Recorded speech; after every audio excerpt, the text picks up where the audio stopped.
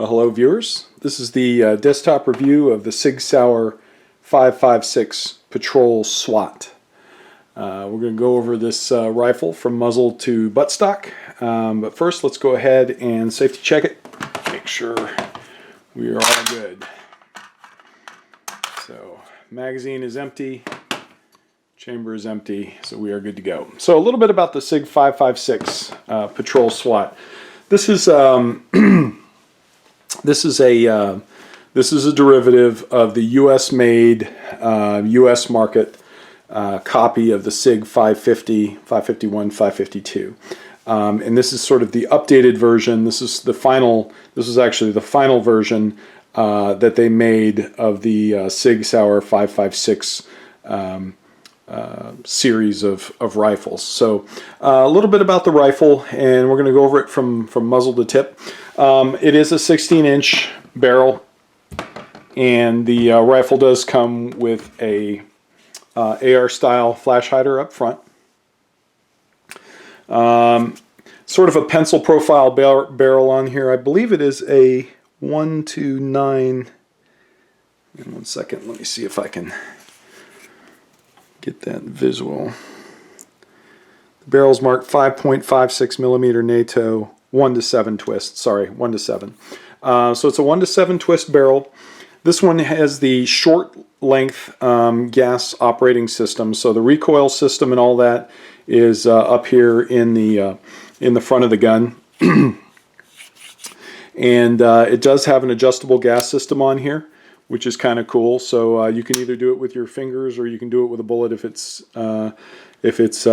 But the neat part about it is if you're running it suppressed, or if the gun gets real dirty, you can open the gas system wide open, and that will allow the weapon to continue to fire.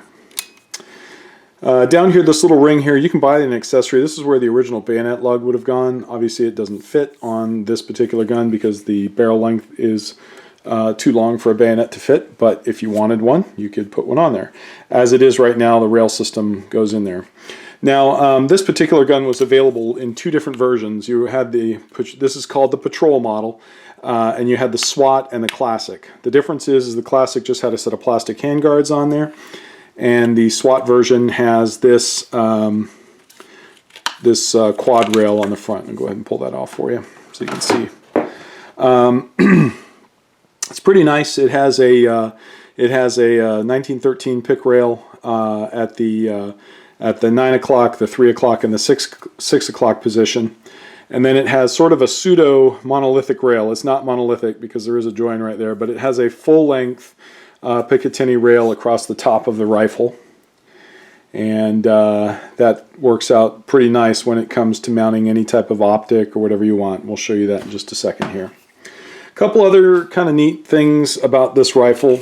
Number one is it uses an HK style front bayonet or front sling mount, so you've got to get a little H&K sling mount for that. It has a fully hooded front post sight on there, kind of H&K style in its view. The rear sight is a diopter sight, just like the HKs are, and it is adjustable for windage. It's a very nice, high-quality sight. It's got increments for 100, 200, 300, and 400 meters, although at 400 meters I think it's probably a little optimistic for this particular rifle. I have a Trigicon. I've got a Trigicon reflex sight on there, as you can see the little orange dot in there. The one thing that's a little strange about this gun is the height of the optics. No matter what you do, unless you have a really high optic, it's tough to not be able to see the front sight. So this was one of the better ones that I found, as you can see the sight picture right there. So the controls on this rifle are completely ambidextrous. You've got your fire and safe controls. They're on both sides, as you can see. You've got your magazine release on both sides on this particular gun. The early versions did not have that. This is your bolt release. You can see there. And it's also your bolt hold back if you're going to pull the bolt back. Go ahead and show you that on that side. The bolt assembly is very nice. It's got a great action to it. One of the things to note is that obviously the recoil spring and everything is up here, so there is no buffer tube or buffer spring on this like an AR, and that gives you one really cool feature, which I'm about to show you here, which is a side folding stock.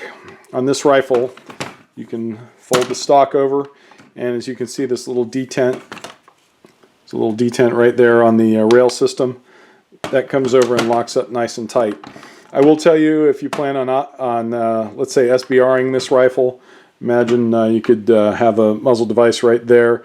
It would make a very, very nice compact package for a 223 rifle because of the way it folds up. If you wanted to put it in a backpack or a small case or something, very nice. The stock locks up beautifully. It's nice and tight.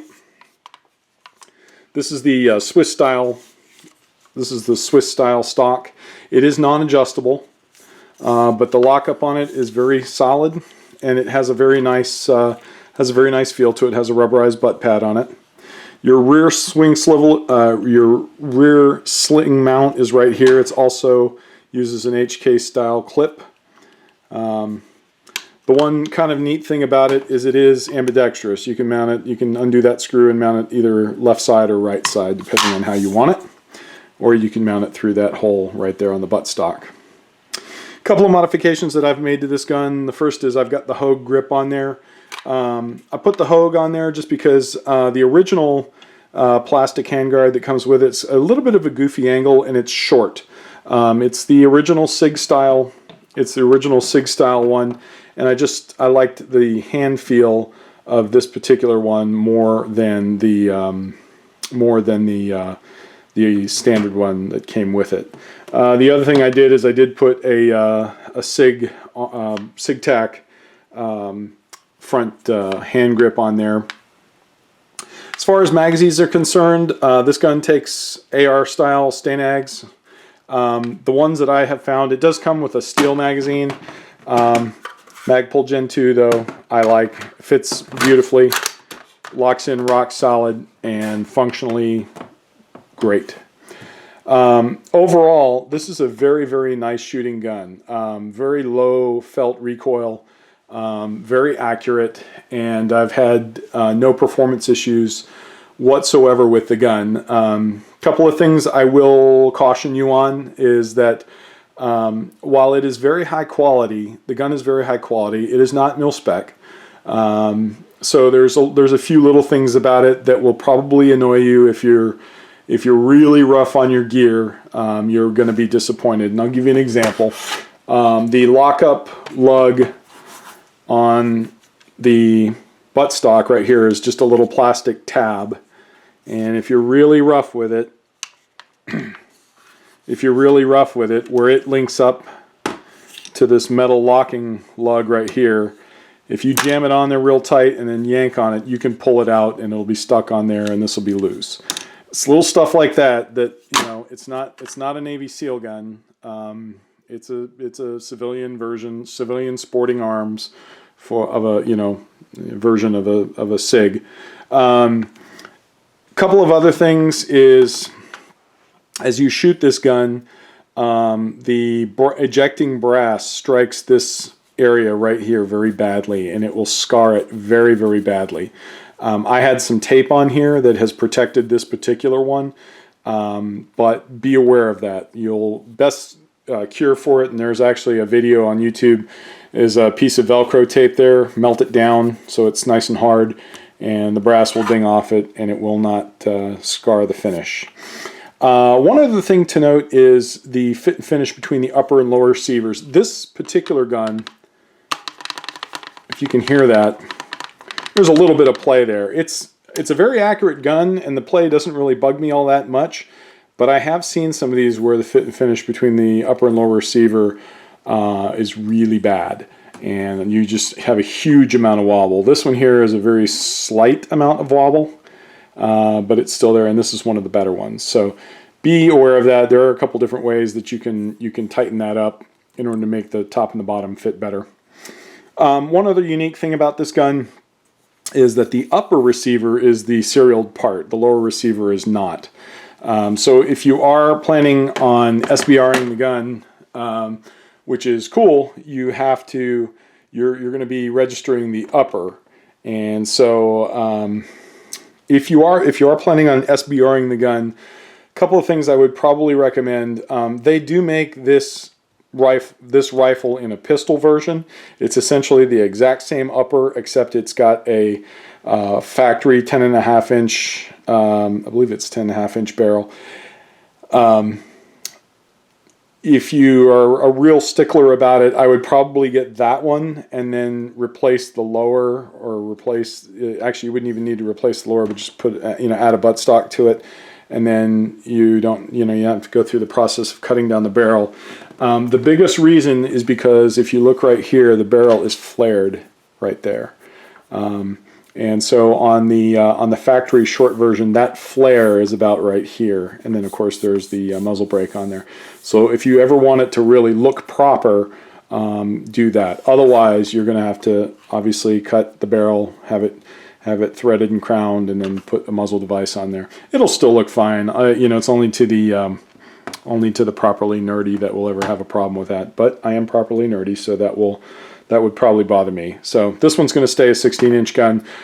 Very nice shooting rifle, very accurate. I know on YouTube I have seen tons of videos of the Sig 556R, which is the Russian, or what they call the R Russian version, which is 7.62x39, and all sorts of horror stories with the operation of those guns. I don't know anything about that. I've never owned one. I've just seen the videos. I can tell you emphatically that the 5.56 versions run very, very well. I've got several of them. I've got the full size, I've got this one, and I've got a pistol version. All three of them operate flawlessly. PMags, good quality ammo, and I have not had a single issue that I have seen on some of these the 5.56R models. So I know a lot of guys want to shoot that 7.62x39. I love my 7.62x39, but I shoot it through an AK. There's just no reason to have it.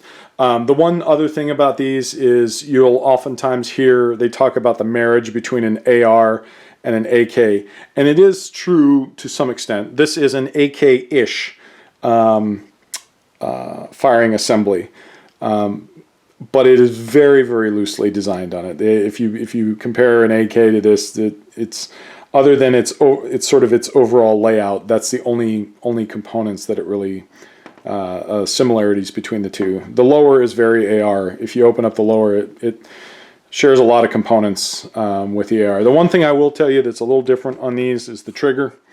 It's got a nice flat trigger on it. It's a little spongy. A lot of people don't like the way it's kind of spongy. I actually like the way it feels. It shoots well, and for a combat trigger, I think it's just fine. So anyway, that's the Sig Sauer 5.56 Patrol SWAT. Hope you enjoyed the video. If you did, give me a thumbs up, please. Don't forget to subscribe to the channel if you like the videos. We'll be doing more of them. Thanks so much for your time. I hope you enjoyed it.